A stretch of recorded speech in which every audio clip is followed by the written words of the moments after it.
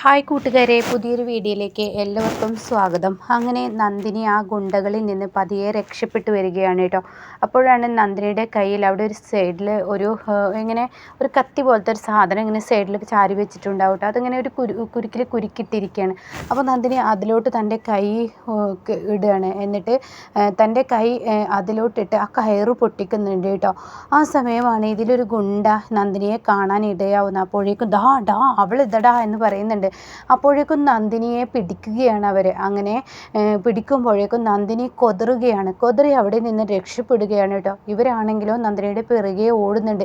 ഈ സമയം സൂര്യക്ക് ഇവർ വിളിച്ചിട്ടുണ്ട്, ഒരു മയക്ക് പാക്കറ്റ് ഇന്ന ഓട്ടോക്കാരുടെ കയ്യിലുണ്ട്, ഞാൻ പറയാം ഒരു നമ്പർ, അതിൽ കയറിക്കോളൂ എന്ന് പറയുന്നത്. അങ്ങനെ അവിടെ ആ നമ്പറിൽ കയറുകയാണ്. പിന്നീട് പറയുന്നുണ്ട്, പിന്നെ നീ ആ ഓട്ടോയുമായി ഞങ്ങൾ പറയുന്ന സൈറ്റിലോട്ട് എത്തണം, അപ്പോൾ സൈറ്റ് കുറച്ച് കഴിയുമ്പോഴേക്കും വെളിപ്പെടുത്തുക എന്ന് പറയുന്നത്. അപ്പോഴാണ് കേട്ടോ സൂര്യ ഈ ഓട്ടോയിൽ വരുന്ന സമയത്ത് പോലീസ് ഇങ്ങനെ ചെക്കിങ് നടത്തുന്നത്. അപ്പോൾ പോലീസ് ഈ ചെക്കിങ് നടത്തുമ്പോൾ സൂര്യക്ക് തോന്നുകയാണ് അത് മയക്ക് പൊടിയാണെന്നുള്ള സൂര്യക്ക് മനസ്സിലാവുകയാണ് കേട്ടോ. അങ്ങനെ ഓരോരുത്തരായിട്ട് ഇങ്ങനെ ചെക്ക് ചെയ്യുന്ന സമയത്ത് സൂര്യയുടെ അരികിലോട്ട് എത്തുമ്പോൾ സൂര്യയോട് ചോദിക്കുകയാണ് ഇതെന്തെന്ന് ചോദിക്കുന്നുണ്ട് കേട്ടോ. ആ സമയം സൂര്യക്ക് അത് അറിയില്ലല്ലോ, എന്താണെന്ന് അറിയില്ല. അപ്പോൾ ഇത് ഞാൻ പൊട്ടിക്കട എന്ന് പറയുന്നുണ്ട്. അപ്പോൾ സൂര്യ പറയുന്നത് പൊട്ടിക്കാൻ പറ്റത്തില്ല, എനിക്കൊരു അർജൻറ്റ് കാര്യമാണ്, നീയല്ല ഞങ്ങൾക്ക് അവിടെ വന്ന് പരാതി തന്നത്, പിന്നെന്താ നിനക്കിത് പൊട്ടിച്ചാലോ? അയ്യോ എനിക്കിത് പൊട്ടിക്കാൻ പറ്റത്തില്ല എന്ന് സൂര്യ പറയാണ്.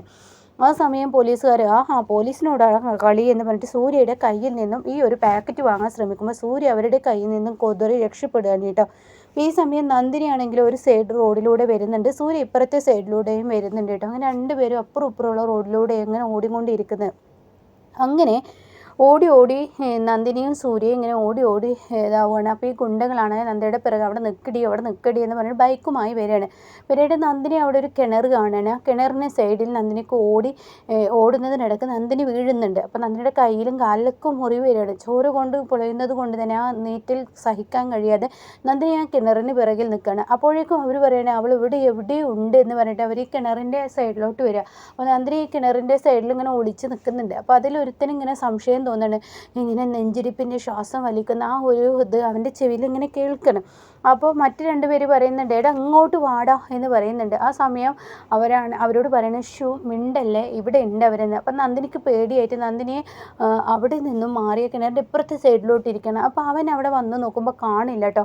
അപ്പോൾ ഈ സമയം അവിടെ ഒരുപാട് വേസ്റ്റ് കുമ്മാരങ്ങൾ ഇട്ടത് കൊണ്ട് തന്നെ നന്ദിനിക്ക് അതിൻ്റെയൊക്കെ ആ ഒരു സ്മെല്ല് വന്നിട്ട് നന്ദിനിക്ക് ചെറിയൊരു ചുമ വരികയാണ്. അപ്പോൾ നന്ദിനി ചുമക്കാൻ കഴിയാത്തത് കൊണ്ട് തന്നെ വാ പൊത്തി ചുമക്കുമ്പോൾ ചെറിയൊരു സൗണ്ട് പുറത്തോട്ട് വരും.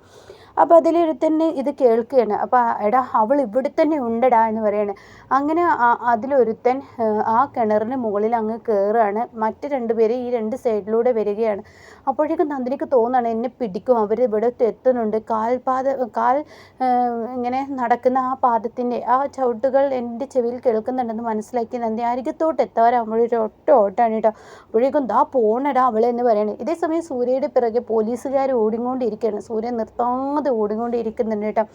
ഈ സമയം നന്ദിനി സൂര്യ ഓടുന്ന ആ റൂട്ടിലോട്ട് എത്താണ്. പക്ഷെ നന്ദിനിയാണ് ആദ്യം സൂര്യക്ക് മുന്നേ ഓടുന്നത്. അപ്പോൾ നന്ദിനി പെട്ടെന്ന് ഒരു മതിലെടുത്ത് ചാടി നന്ദിനി പെട്ടെന്ന് അങ്ങ് ഓടുകയാണ്. ആ ഓടുന്നതിനിടയ്ക്ക് നന്ദിനിയുടെ ഒരു കാലിലെ ചെരുപ്പ് പൊട്ടുകയാണ്. അപ്പോൾ നന്ദിനി അത് അവിടെ ഇടുകയാണ് കേട്ടോ. അങ്ങനെ ആ ചെരുപ്പ് പൊട്ടി ഉടനെ നന്ദിനി പിടിക്കപ്പെടുന്ന മനസ്സിലാക്കിയ നന്ദിനി അവിടെ ഇടുകയാണ്. പിന്നീട് നന്ദിനി ഒരു മരത്തിന് പിറകിൽ ഒളിക്കുകയാണ്. ഇതേസമയം സൂര്യ ആ വഴി വരികയാണ്. അവരാണെങ്കിൽ തൻ്റെ ബൈക്ക് എടുത്ത് ഇവളുടെ പിറകെ വരുമ്പോൾ അവിടെ കാണുന്നില്ല. അപ്പോൾ ഈശ്വര ഇവൾ എവിടോട്ട് പോയി എന്നറിയാതെ ഇവരാകെ പകച്ചു പോവുകയാണ് കേട്ടോ. അങ്ങനെ ഇനി അവളെ പിടിച്ചേ പറ്റത്തുള്ളൂ, അവൾ കൈവിടാൻ പാടില്ല, ഭയങ്കര വിരുദ്ധത്തിൽ തന്നെ എന്നൊക്കെ പറഞ്ഞിട്ട് ഇവരിങ്ങനെ തെരഞ്ഞും കൊണ്ടിരിക്കുമ്പോഴാണ് അവിടെ ഒരു ലോറി ഇങ്ങനെ വന്നുകൊണ്ടിരിക്കുന്നത് കേട്ടോ. അപ്പോൾ അതിലൊരു ആ ലോറിക്കാരൻ്റെ ഒപ്പമുള്ള പയ്യൻ പറയണേ എനിക്ക് മൂത്രം ഒഴിക്കണം, നീ ഒന്ന് ഇവിടെ വണ്ടി നിർത്തിയെന്ന് പറയണം. ആയിക്കോട്ടെ അതിനെന്താ എന്ന് പറയുന്നത് ഡ്രൈവർ അവിടെ വണ്ടി നിർത്താണ്. ആ സമയം നന്ദിനി മരത്തിനിടയിൽ ഒളിച്ചിരിക്കുന്ന നന്ദിനി എന്ത് ചെയ്യും, ഈ ഒരു വണ്ടിയിലോട്ട് കയറുമ്പോൾ കാണുന്ന കാഴ്ച ഒക്കെ സെക്കൻഡ്, അതായത് ഒരു വട്ടം യൂസ് ചെയ്ത സാധനങ്ങളാണ് കേട്ടോ. അപ്പോൾ യൂസ് ചെയ്യാനായിട്ട് കൊണ്ടുപോകുന്ന ഒരു സാധനമാണ്. അപ്പോൾ അത് അലമാര, ഫ്രിഡ്ജ് അങ്ങനെയുള്ള സാധനങ്ങളായിരിക്കട്ടെ, അങ്ങനെ ഒരുപാട് സാധനങ്ങളുണ്ട്. അപ്പോൾ നന്ദിനി വേഗം അതിലോട്ട് ഒളിക്കുകയാണ്, ആ ഫ്രിഡ്ജിലോട്ട് അങ്ങ് ഒളിക്കുകയാണ് കേട്ടോ. അതേസമയം സൂര്യ ഓടുന്നതിൻ്റെ വഴിക്ക് നന്ദിനിയുടെ ചെരുപ്പ് കാണുകയാണ്. അപ്പോൾ സൂര്യ, ഇത് നന്ദിനിയുടെ ചെരുപ്പാണല്ലോ ഈശ്വര, അവൾ ഇവിടെ എവിടെ ഉണ്ടല്ലോ ഈശ്വര, എൻ്റെ നന്ദിനിയിൽ എങ്ങനെ എത്തും എന്ന് പറയുമ്പോൾ പോലീസുകാരെ അതടാ അവൻ എന്ന് പറയുന്നുണ്ട്. അങ്ങനെ സൂര്യ പെട്ടെന്ന് അങ്ങോട്ടേക്ക് ഓടി വരുമ്പോഴാണ് ഈ ലോറി അവിടെ നിർത്തിയിട്ട് സൂര്യയും കാണുന്നത് കേട്ടോ.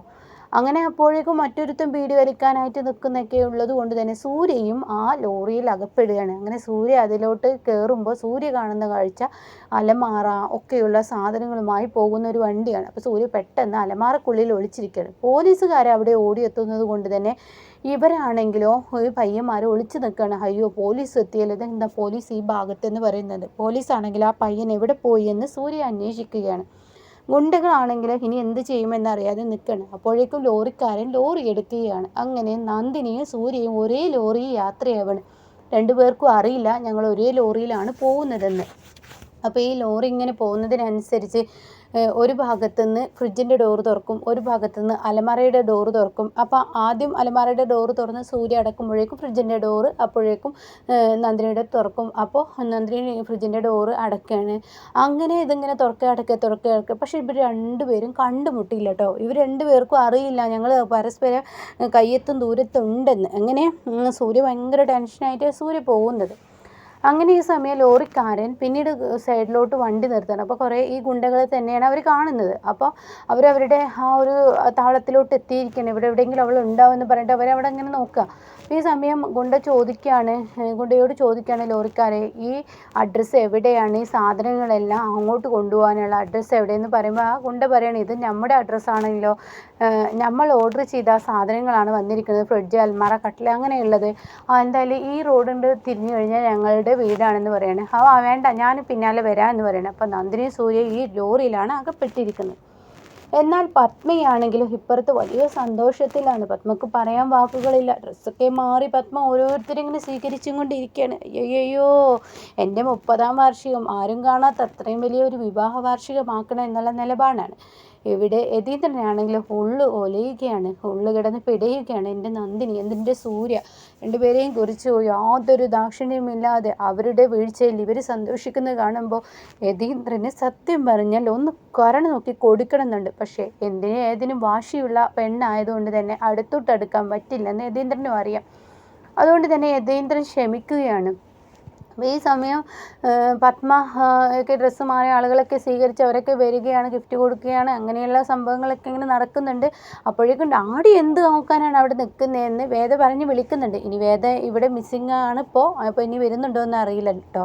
അപ്പോൾ വേദ വിളിക്കുന്നുണ്ട്. അപ്പോൾ വേദ വിളിക്കുമ്പോൾ യതീന്ദ്രനോട് പത്മ പറയണം ഇങ്ങോട്ടേക്ക് വാ എന്ന് പറഞ്ഞിട്ട് പത്മയെ വിളിപ്പിക്കുകയാണ് കേട്ടോ. അങ്ങനെ യതീന്ദ്രൻ പത്മയുടെ അരികിലോട്ട് ചെല്ലുകയാണ്. അപ്പോൾ ഇനി എന്താ ഇങ്ങനെ കാത്തു നിൽക്കുന്നത്, കേക്ക് മുറിക്കാൻ സമയമായില്ലേ, കേക്ക് മുറിച്ചൂടെ എന്ന് ചോദിക്കുമ്പോൾ വേദ പറയണ അയ്യോ ഞങ്ങളുടെ മമ്മിയുടെയും ഡാഡിയുടെയും വിവാഹ വാർഷികം വിവാഹം ഞങ്ങൾക്ക് കാണാൻ പറ്റിയിട്ടില്ല. അപ്പോൾ ഈ വിവാഹ വാർഷികത്തിലെങ്കിലും അവരുടെ വിവാഹം ഞങ്ങൾക്ക് കാണണമല്ലോ. അപ്പോൾ അതിലൊരു ഒന്നാൾ പറയാണ് അതെങ്ങനെ കാണാൻ പറ്റും, വിവാഹം കഴിച്ചതിന് ശേഷമല്ലേ നിങ്ങളൊക്കെ ഉണ്ടായത്. അതന്നെ ഉണ്ട്, അതുകൊണ്ട് തന്നെ ഞങ്ങൾ ഈ കാര്യം പറഞ്ഞത്, ഞങ്ങൾക്ക് കാണാൻ പറ്റിയിട്ടില്ല, ഞങ്ങൾക്ക് കാണാൻ പറ്റാത്തത് കൊണ്ട് ഞങ്ങൾക്കിപ്പോൾ അത് കാണണം. അപ്പോൾ ഞങ്ങളുടെ ഡാഡിയും മമ്മിയും ഇനി എങ്ങനെയാണോ അന്ന് വിവാഹം കഴിച്ചത് അതുപോലെ ഒരു വിവാഹം ഇവിടെ നടത്തണം എന്നാണ് ഞങ്ങളുടെ ആഗ്രഹം എന്ന് പറയുന്നത് കേട്ടോ. അങ്ങനെ ഇവർ ഹാരം കൊണ്ടുവന്നിട്ടുണ്ടാവും, പൂമാല കൊണ്ടുവന്നിട്ടുണ്ടാവും. പരസ്പരം അങ്ങോട്ടും ഇങ്ങോട്ടും ഇവരിങ്ങനെ മാറിയിടുകയാണ്. പക്ഷേ യതീന്ദ്രൻ്റെ മനസ്സ് എവിടേക്കോ ആണ്. അപ്പോഴേക്കും വന്നവരൊക്കെ പറയാണ് എന്ത് ഭാഗ്യവതിയാണ് എൻ്റെ പത്മാനി, നീ ഇത്ര ഭാഗ്യവതിയാണ്, നിൻ്റെ മക്കൾ ഇങ്ങനെ ഒരു ആഗ്രഹം പറയാനില്ല, ഈ മക്കളുടെയൊക്കെ കാര്യം അത് പറയാതിരിക്കാൻ വയ്യ എന്ന് പത്മയുടെ ഒരു ഒലക്കമ്മത്ത അഭിനയം. അപ്പോൾ ഈ സമയം യതീന്ദ്രൻ ഓലക്ക കയ്യിൽ കിട്ടിയാണെങ്കിൽ തലമുട്ടക്കം ഒന്ന് കൊടുക്കായിരുന്നു എന്നുള്ള ദേഷ്യം യതീന്ദ്രനുണ്ട് കേട്ടോ. അങ്ങനെ പിന്നീടാണെങ്കിലോ മംഗളം നേരുന്നു, താലികെട്ട്, ഹാരയിടൽ അങ്ങനെയുള്ളത് ഒക്കെ ആവുകയാണ് കേട്ടോ. അപ്പോഴേക്കും യതീന്ദ്രൻ്റെ സമനില തെറ്റിപ്പോയി. യതീന്ദ്രൻ പെട്ടെന്ന് അവിടെ നിന്ന് അങ്ങ് മാറി നിൽക്കുകയാണ്. കണ്ട് സഹിക്കാൻ വയ്യ. ഒരു മനുഷ്യൻ്റെ മനസ്സിൻ്റെ വേദന മനസ്സിലാക്കാൻ കഴിയാത്ത കഴുതകൾ എന്നുള്ള ആ ഭാവത്തിൽ മാറി നിൽക്കുമ്പോൾ വേറെയുള്ളവർ പറയാണ് ഇന്നത്തെ കാലത്തൊക്കെ ഇപ്പോൾ ഇങ്ങനെ മാത്രമല്ലല്ലോ, ഇന്നത്തെ കാലത്ത് കയ്യൊട്ടിപ്പാട്ടും ഡാൻസും കളികളൊക്കെ ഉണ്ട്, അതൊന്നും മക്കളെ നിങ്ങൾ കൊണ്ടുവരാൻ ശ്രമിക്കുന്നില്ലേ, അപ്പോഴേക്കും തീർച്ചയായും അതുണ്ടല്ലോ, അത് ഇപ്പോൾ മമ്മി കളിക്കും, മമ്മിയുടെ ഡാൻസ് ഇവിടെ ഇപ്പോൾ കാണാം. അപ്പോഴേക്കും പത്മയോട് പത്മയുടെ ഫ്രണ്ട്സൊക്കെ പത്മ നീൻ്റെ ഡാൻസ് പണ്ടൊക്കെ കണ്ടിട്ടുണ്ട്, ഇപ്പോൾ കണ്ടിട്ടില്ല, നീ ഒന്ന് കളിക്കുമെന്ന് പറഞ്ഞ് അവരെല്ലാവരും പ്രോത്സാഹിപ്പിക്കുകയാണ് കേട്ടോ. ഇങ്ങനെയൊക്കെയുള്ള ഒരു എപ്പിസോഡാണ് ഇനി വരുന്നത്.